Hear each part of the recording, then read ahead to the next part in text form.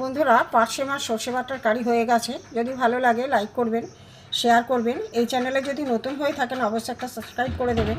যারা Facebook page থেকে দেখছেন তারা একটা ফলো করে দেবেন। চলুন ভিডিওটা কিভাবে করেছি প্রথম থেকে দেখতে থাকি। ভিডিওটা দেখার জন্য আপনাদের কাছে অনুরোধ থাকলো, চলুন যাই। পার্শে মাছের তরকারি করার জন্য এখানে কালো সর্ষে, রায় সর্ষের নুন এবং একটা কাঁচা লঙ্কা নিয়েছি। নুনটা নিয়েছি কেন, নুনটা এর সাথে বাটলে সর্ষেটা তেতো হবে না। দেখতে থাকুন, আমি এটা বেটে নিই। দুরকম সর্ষে, কাঁচা লঙ্কা, নুন বাটা হয়ে গেছে। এবার রান্নার দিকে যাই, দেখতে থাকুন। এখানে সর্ষে বেটে রেখেছি, এর মধ্যে আমি মশলাগুলো দিয়ে দেবো। এখানে হলুদ দেবো, এখানে লাল লঙ্কার গুঁড়ো দেব, এখানে নুন দেবো, এখানে জিরে গুঁড়ো এবং ধনে গুঁড়ো দিয়ে আমি এটা মিক্স করে নেব। বন্ধুরা, কড়া বসিয়ে গরম হয়ে গেছে, সর্ষে তেল দিয়ে দিয়েছি। তেল গরম হয়ে গেছে।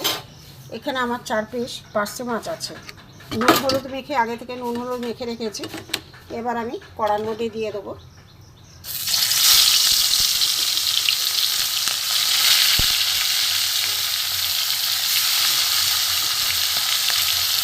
এগুলো ভেজে নেবো, তারপরে দেখাচ্ছি। মাছগুলো আমি উল্টে দেবো।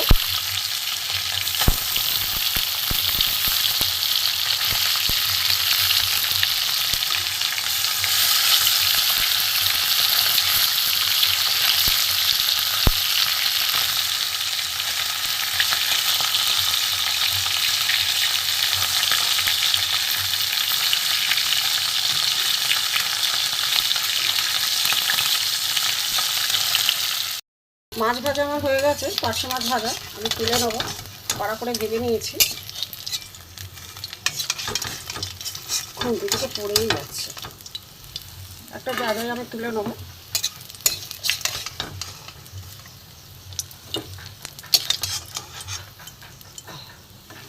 তুলে নিয়েছি। হাতে আবার ক্যামেরা বন্ধুরা নড়ে যাচ্ছে। এখানে যা তেল আছে আমি আর তেল দেবো না, অল্প তেলেই করবো। এখানে আমি একটুখানি কালো জিরে দিয়ে দিলাম। গ্যাস আমি কমিয়ে দিলাম।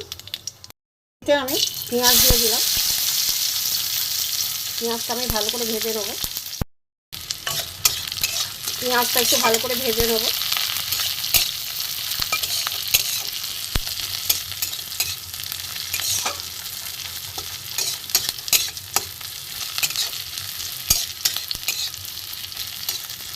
একটু ভাজা হোক ভালো করে। পেঁয়াজটা মোটামুটি ভাজা হয়ে গেছে। এখানে আমার সর্ষে বাটা আছে, এতে সব মশলা, নুন, হলুদ, লঙ্কা গুঁড়ো, জিরে, ধনে গুঁড়ো, সমস্ত সাথে নুনও দিয়ে দিয়েছি। মাছেও নুন দেওয়া ছিল। এখানে আমি এইটা ঢেলে দেবো।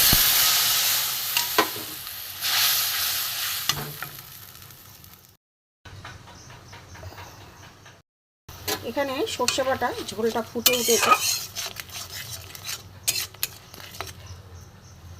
এবার আমি এখানে মাছ ভাজা আছে, আমি দিয়ে দেবো।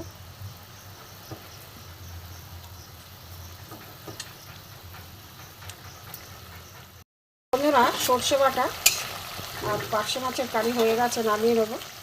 সর্ষে বাটা পার্শে মাছের কারি হয়ে গেছে।